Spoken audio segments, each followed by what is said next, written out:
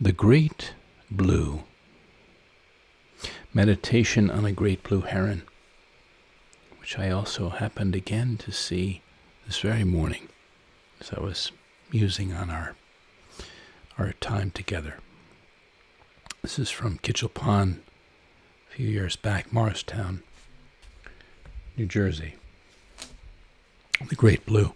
I love his presence, his absolute stillness, aura of solitude, sacredness, his long-legged patience in the wind-stirred pond, gracefully at one with everything, wholly attuned to every moment, movement above and below the surface, his watchfulness, sureness, despite the drift of time and summer clouds.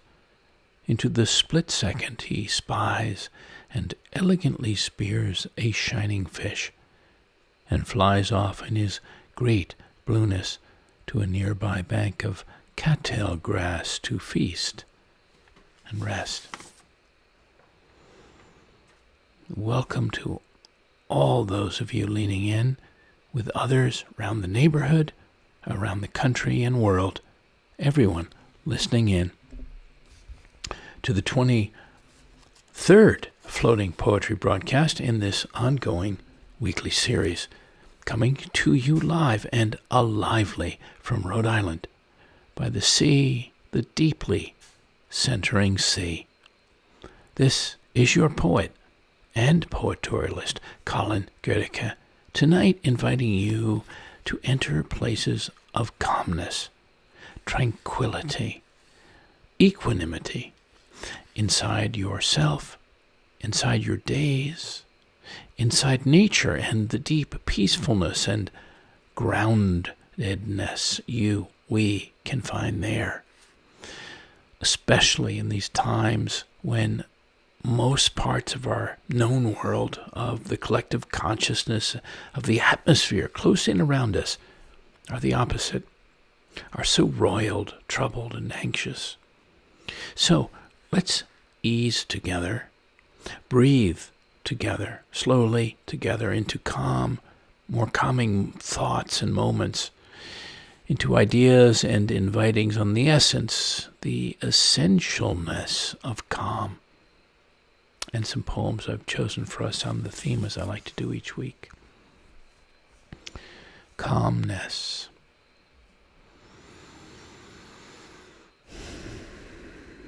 What brings calming to your body? Calm to your mind, your heart, a day, your spirit. And how often do you go there? Do you seek where those places are? Do you choose to go to all those gently centering places?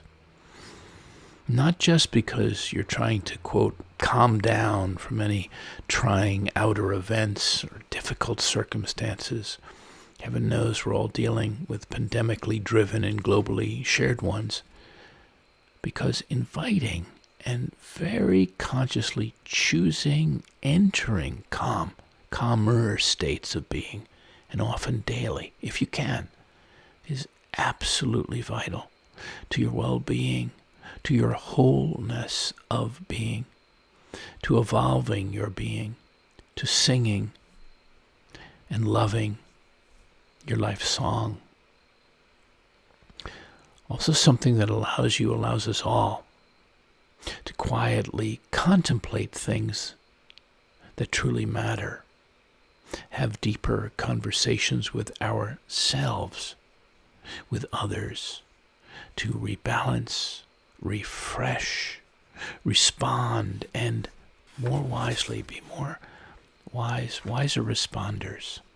For me, it's a nature, especially being by the sea as I've been for quite a while now, where I'm speaking to you now, where I'm comfortably, happily afloat in my spirit, my cork floating as I like floating your cork, musing on the waves, the clouds, the quality of light, as I was this very morning as I listen to the music of the seabirds, the wind, and my own self. Need that. For me, as a poet, as an artist, that's that calm and calming and centeredness is absolutely essential. It's also when I'm composing my written, spoken, and visual poetry. Some of you may not know yet. En plein air, right? Plein air poet means of the open air, as Monet would be out with his easel in the field, painting, and breathing. All of us, easily enough, can do, slowly, rhythmically. When we more slowly be fully being, living and loving, and take more in with no rushing, can drink in more life, more aliveness of the days. So I invite, if you haven't already done it, I invite you to experiment with that, to discover this or more of it. Then there's a scene in the Italian film from years back, Il Postino, wonderful film. Can't think of how many times I've looked at it. So there's a postman on this remote volcanic island who wants to be a poet, and it just so happens the great Chilean poet Pablo Neruda is living there and on this island, and this postman sort of part-time is delivering the mail, takes a bicycle, has to go quite a distance to get to Neruda, and he said, ultimately tells him he wants to be a poet, and the poet says the way to do that is to, you come across that beach and all of this, and he said, I want you to stop, slow down, walk as slowly as you can, take in everything, and you'll start to discover what it means to be a poet. It's a wonderful story, and a great lesson for all of us, because it's all about calming down and quieting down and stilling down, and then amazing things happen. Antoine Saint-Exupéry, the author of The Little Prince, which some of us would know, he had some wartime writings back in 1939 to 44, and he talked about silence and as a path to calmness in my book. And he said one silence even differs from another. There is the tranquil silence when the tribes are at peace, when night brings coolness, and one seems to be anchored with furled sails in a quiet harbor. There is the midday silence when the sun suspends all thought and movement. There is the deceptive silence when the north wind bears down, bringing insects born like pollen from the oases of the interior and heralding the advent of a sandstorm from the east. There is the silence of conspiracy when it is known that a distant tribe is preparing to revolt. There is the silence of mystery when the Arabs are gathered together for one of their secret meetings. There is the pregnant silence when the messenger is late in returning. The shrill silence when in the night one holds one's breath in order to hear. The melancholy silence when one remembers one's beloved. So beautiful things happen when we are able to find some places of silence inside of ourselves, or with ourselves or around ourselves. I'm just going to take a moment. I want to put on my reading glasses.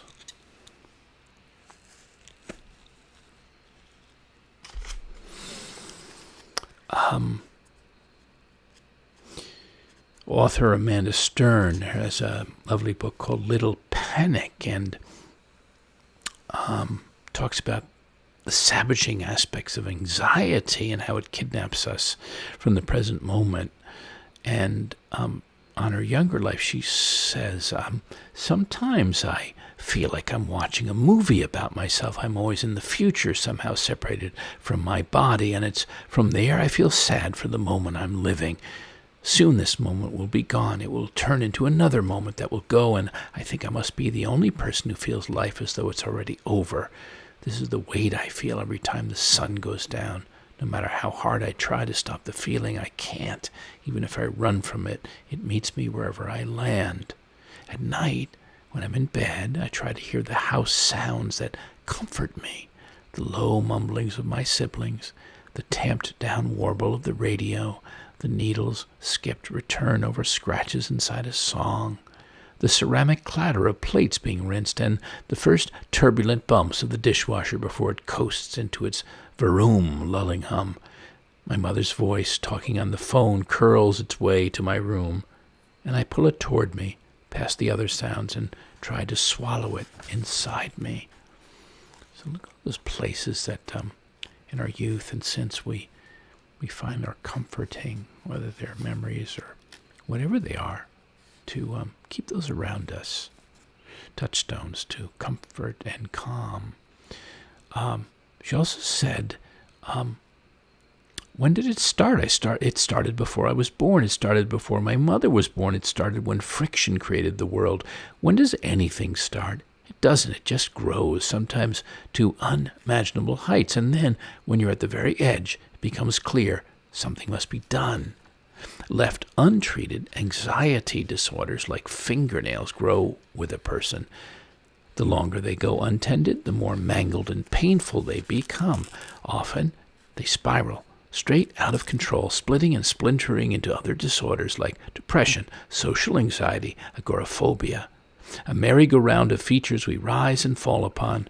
Separation anxiety handicaps its captors, preventing them from leaving bad relationships, moving far from home, going on trips to parties, applying for jobs, having children, getting married, seeing friends, or falling asleep. Some people are so crippled by their anxiety they have panic attacks in anticipation of having a panic attack. So, wow, I mean, when we hear things, think of things like this, we know that calmness is a significant accompaniment as an antidote to anxiety, and sometimes in a big way. There's an excellent book that of essays on balance that Adam Phillips wrote, and he gets into our pathological busyness, which certainly keeps us from being calm. And one of the things that I thought was interesting that he said was, it's not unusual for us to feel that life is too much for us, and it's not unusual to feel that we really should be up to it, that there may be too much to cope with, too many demands, but that we should have the wherewithal to deal with it. Faced with the stresses and strains of everyday life, it's easy now for people to feel that they are failing, and what they are failing at, one way or another, is managing the ordinary excesses that we are all beset by. Too much frustration, too much bad feeling, too little love, too little success, and so on. One of the things people most frequently say in psychoanalysis is, quote, perhaps I am overreacting, but, and one of the commonest complaints today is about feeling too much or feeling too little. I want to suggest that we're simply too much for ourselves, but that this too muchness is telling us something important. My proposition is that it is impossible to overreact. That when we call our reactions overreactions, what we mean is just that they are stronger than we would like them to be. In other words, we sometimes call ourselves to and other people excessive as a way of invalidating or tempering the truths we tell ourselves or that other people tell us. It's impossible to overreact. Think about that. Find some calm place and maybe muse on that. Leonard Cohen, right? Wonderful singer, poet. Nothing touches it, he said, as the light came into the cabin of sitting still, going nowhere. As he described it, was the grand adventure that makes sense of everywhere else. And Picoier, who speaks about him, the writer, I can't remember if the pronunciation is correct right now, but he said, we've lost our Sundays, our weekends, our nights off, our holy days, as some would have it, our bosses, junk mailers, our parents can find us wherever we are at any time of day or night. More and more of us feel like emergency room physicians, permanently on call, required to heal ourselves, but unable to find the prescription for all the clutter on our desk. And to that I say, calmness, finding our calm.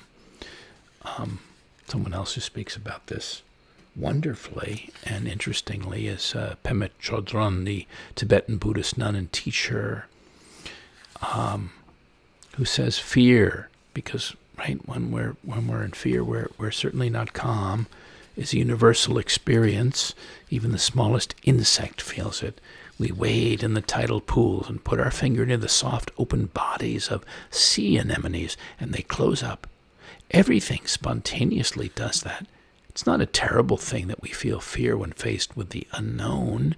It's part of being alive, something we all share. We react against the possibility of loneliness, of death, of not having anything to hold on to. Fear is a natural reaction to moving closer to the truth. If we commit ourselves to staying right where we are, then our experience becomes very vivid. Things become very clear when there's nowhere to escape.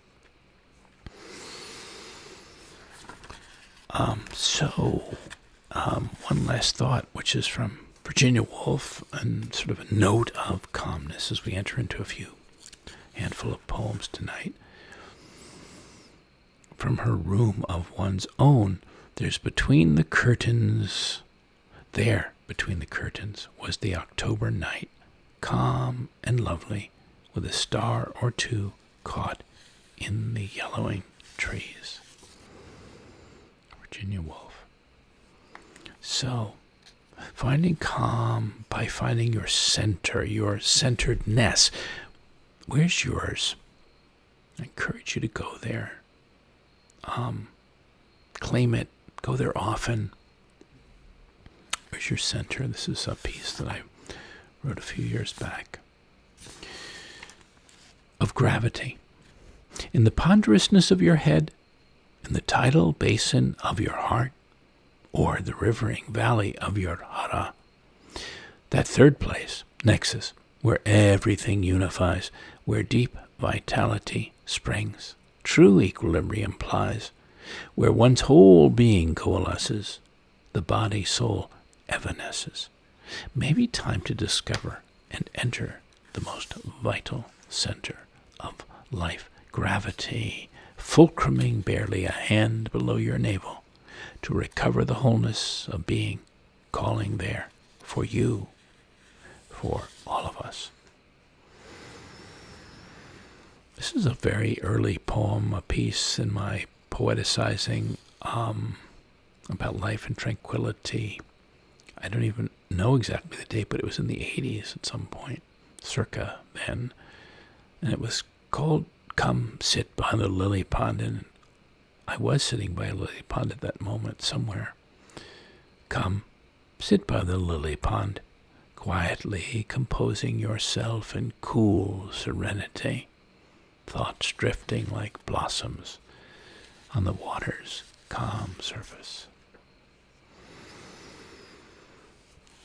There's a lot of tranquility and calmness and groundedness and floatingness in landscapes. I'm sure we've all laid on the ground as children and otherwise and just floated along with the clouds and what that can bring us. And this was a gardenscape that included clouds. A very dear friend and wonderful gardener on the South Fork of Long Island is Angus Bruce, Englishman, on Deerfield Road in Sag Harbor. Back some Junes ago. It's called Clouds for Angus Bruce. Pale pink clouds of mountain laurel float through the idle afternoon above the Hockney blue pool. Fingers of French lavender, a nonchalant nude, a circus of hibiscus between tall sways of scrub oak filled with wind, soft cones of arborvitae, cream cups of dogwood, the rest descending delicately down and disappearing into the green dark woods. Clouds. Up in Maine, where some of you may have been and know how beautiful and beautifully calming and purely calming it can be. And was a moment in September of '98, actually. And I think about the beauty and virtue of stillness. This was that. Late night on Frenchman's Bay. 3 rings of moon pool out past the lichened pine. 2 loons call each other from their loneliness. A stage set of clouds, their backs to the footlights, echoes the silhouettes of wooded points and porcupine islands. Dark water, clouds and trees holding the deep night stillness. It was a piece that I had shared a few broadcasts back, and I felt apropos again, actually, from in the Aegean, in the Cyclades, on the island of Kea, ancient island in Corycia, the harbor. Was the siesta time in Greek mesimeri. So maybe this brings us a feeling of calm. It certainly did bring me. Taking a siesta, no one could be calmer. Sun-caked white walls, cascades of bougainvillea, scents of sweet basil, jasmine, geranium that plume as you pass through the quiet hours. Sea blue shutters closed. Stillness. Even the cicadas slighter. The sleeping bodies of the islanders lighter. The passage of time slower.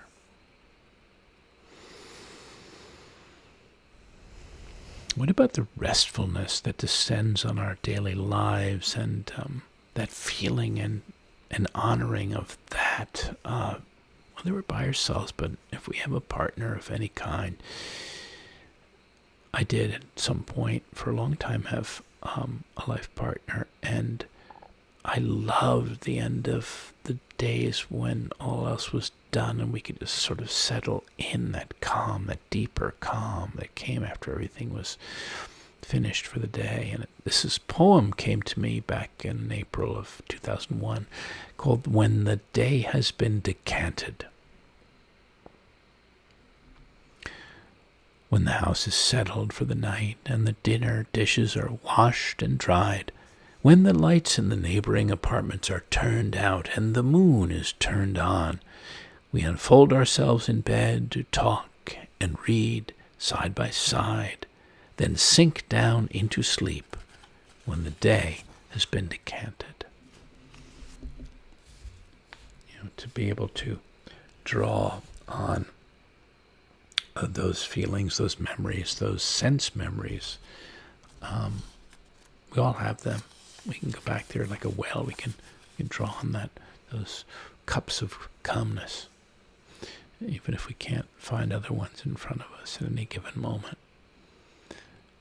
Spent many winters in Mexico on the Yucatan and the Mayan coast, and back in '98, as I'm always taken by things that are calming, no surprise, Fuente de la Lluvia, Fountain of Rain. This was listening to a lovely fountain at night, partly illuminated, and just the sound was beyond calming and gentling. Rain falls from the rim of cool stone into the painted blue and yellow tiled fountain, its glassy tiles submerged and luminous in the glow of underwater light.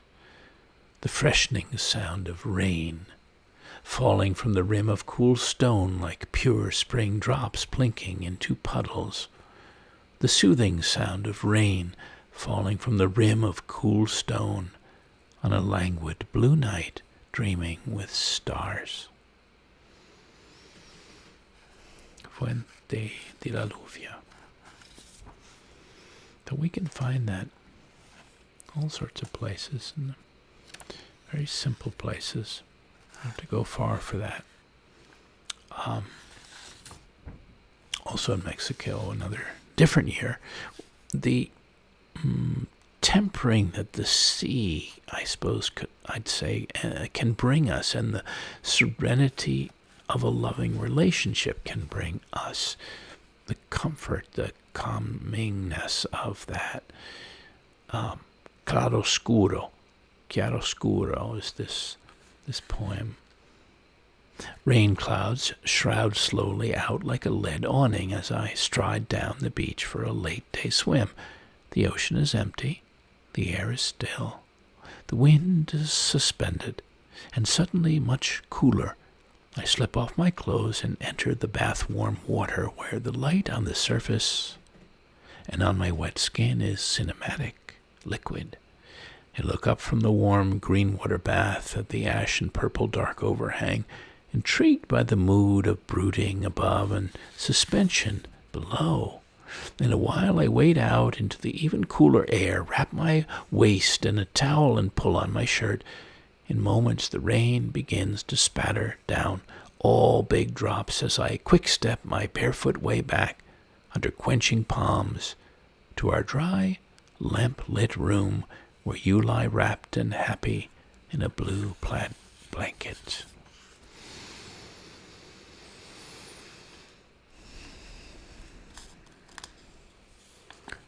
On I suppose a similar note, the calmness of closeness, of great intimacy.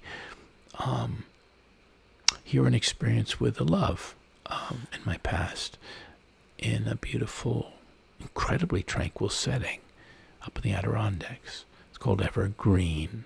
Evergreen. The lake is all ours, all reflected stillness to canoe through, to dip our wooden brushes into, through wavering mirror-like shade shapes of silver, dark purple, mirror black, to drift through moments near hieroglyphic rock faces, mythic limbs of fallen trees forming sinuous, submersive sculptures, to float back and forth between each other. Two natives paddling silverly into the wilderness, into the harmony. Two explorers threading an alpine fjord. Two romantics, one serenading, the other echoing. Two lovers pausing to join warm lines, limbs, lips on a soft bed of evergreen. What about the serenity, the serene beingness of someone important in our life, maybe an ancestor we know about or experienced of a parent, but especially maybe of a grandparent. And this was about a grandmother that I knew who was the grandmother of a once darling daughter-in-law I had. Her name was Elise, and her grandmother was Eileen Garling. And this was written as she was passing away. She was definitely going to go, knew she was, and this was entitled for Eileen Garling on her next great adventure. Eileen is the title. Dear Eileen, wise matriarch, blue-eyed girl, pickle queen, gardener of flowers and family, planter of seeds and dreams and soil and spirits, lover of peace and poetry, truth in telling it, once met, never forgotten, Rock of Gibraltar, port of call for all sons and daughters dear and grand, near and far, now en route farther than the farthest stars, yet leaving in your wake and living on in many a heart and many a sacred inside place, a legacy of light-filled days and moments of grace and gratitude, of giving, of loving life. Eileen, mother, loyal friend, good lady, wife, aunt, soulmate, soul great woman, you will go on, glow on, grow and flow on, never unfelt or dimmed, still here, still now, passionately missed, never forgotten. Yes. So I think of people who've gone before me, and maybe you have of yours, that are definitely sources of calmness, people that I knew that were very calming influences on me, and I can touch into them just by remembering them, even though they've gone on physically. They're in the molecules. So a few more pieces before we end tonight. I'm going to slip a few out because I don't want us to run over time of what I'd like to be a shorter than longer time. So I had a few more of these. Well, we'll get to them another time.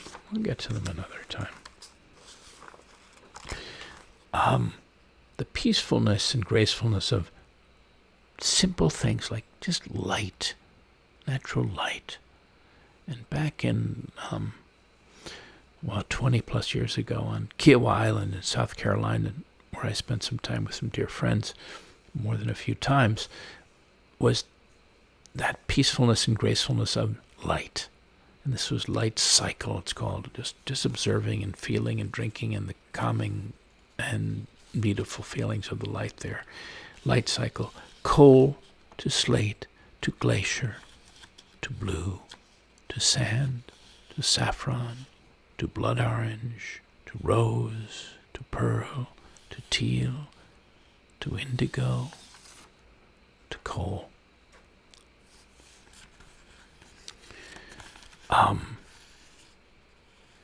I'd written just the other day a poem on the autumnal equinox, but I felt this particular one, which was from 2016, might be just the one for tonight as we come to an end of things for this evening, for today, for now. Musing on the autumnal equinox, feel all the light falling. Let all the light fall today in a rare, receiving way, fully, equally, wholly, into your hemispheres, your north and south, your left and right brain, your masculine and feminine, conscious and unconscious, actual and potential self. Pause. Close your sunlit eyes and slowly, slowly breathe. Open, widen. Feel the life-giving, life-renewing rays enter the center, the equator of your body, your being, bringing all parts of your inner world into great balance, bathing all parts of you in greater warmth and health, brightening, lightening your places, crevices, passages of darkness, sadness, hiddenness, shadow. Let all the new light falling, streaming, seeking, find and fill you this day with a keener sense, with a keener seeing, sense of turning, promise of becoming. And on a closing note, this was a cottage on the South Fork of Long Island that I lived in and loved, and it's by the sea, a place of deep solace, and I thought it'd be a lovely ending for tonight for us, and the kinds of places that we can imaginatively or literally enter, remember, drink from, find calming in. Drawing the circle. I draw myself in a circle around number 7, starting with the gate that lets me into your secret garden, framed by a waterfall of euonymus. The brass bell tingles as I pass through the picket portal, my feet following those winding old bricks, gliding past a feathery bed of pine needles, a shaded shoal of ivy, and the one remaining rhododendron with its fuchsia bathing caps like my mother used to wear. I take a right on the pleasant path between the worn wood fence and rising yews, soon arriving at the green, the great lawn of your little hideaway, the shape and smoothness of a billiard table. And inside this rectangle, manicured piece, a screen of salt-aired shingles and a border of ivies that hold back a hedge, a blooming Andromeda breathing out the fragrance of every man's essence, and an only dogwood. Then an arm's width of brick, then swath of fresh mown grass. The whole scene is centered by a pedestaled white urn bursting with poppy-red geraniums and green spilling vinca vines. In the upper corner, a new garden grows in neat rows, filling with herbs and vegetables, followed by a poem of purple columbines and almost opened roses that front the Hansel and Gretel shed. Rosebuds you are later painting, then the tool shed and its earring of dangling fishing floats. My eyes move around the calm rectangle, past a pair of hopscotching robins, to the red-wheeled wagon, to the cool slate spot in the white iron trio that invites contemplation. Overhead barnstorms a blackbird, spires a Serbian spruce, spreading its cone-bangled arms, sing-songs all sorts of unseen birds. Now I walk the straight and narrow aisle, a fjord between your glass-doored guest house and seashore cottage. One side stone, the other wood. And I emerge from the shade into the sun, so bright on the bricks and the white furniture, on the faces of all the flowers, making the Chinese maple luminous, a fire-lighted lantern of red paper leaves. Over here is a tumbling wave of azaleas, offering a foam of mauve, magenta, white, and coral. Among the ferns and fortuny stands a lovely white lady who fills her stone jug with fresh-sprung water, while another woman across the terrace carries an urn on her forever young shoulder, with skirts that sweep through the calf-deep ivy and shoots of wild mint. The bird bath is still. The lion's head is silent. The red-handled axe is fast asleep on the woodpile. Over there, 2 springy mattresses of boxwood part the entrance to your house and serve as long lashes for the kitchen's eyes. The blue door, as blue as a new robin's egg, is open to the sun and the day, and just inside sits a cardinal red woman in a curly-cued chair that throws a curly-cued shadow onto her back. Near the patio table of so many sun-soaked lunches, peppers, eggs, and vino rosso, are a pot of bubblegum geraniums, a healthy pie slice of pink-beaded ilex, and some gin-berried junipers.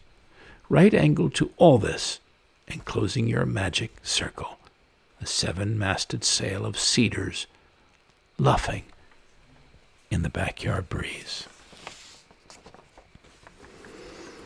Thank you again for leaning in, and in these pandemically fraught times supporting these programs and my poetic arts with your donations. Contributions are greatly welcome and easily made by PayPal and Venmo and directly through my site. As always, I invite your thoughts, your queries, and I do enjoy hearing how these sharings speak to you, how they touch your mind or heart. Most of all, I appreciate your deep enthusiasm and telling others about these weekly offerings. All these replays are online, and I soon ahead will also put past and future broadcasts onto a few well-known podcasting platforms. Stay tuned. I do hope you lean in again. Until then, dear listeners, good days ahead, days of desired calmness and good spirits.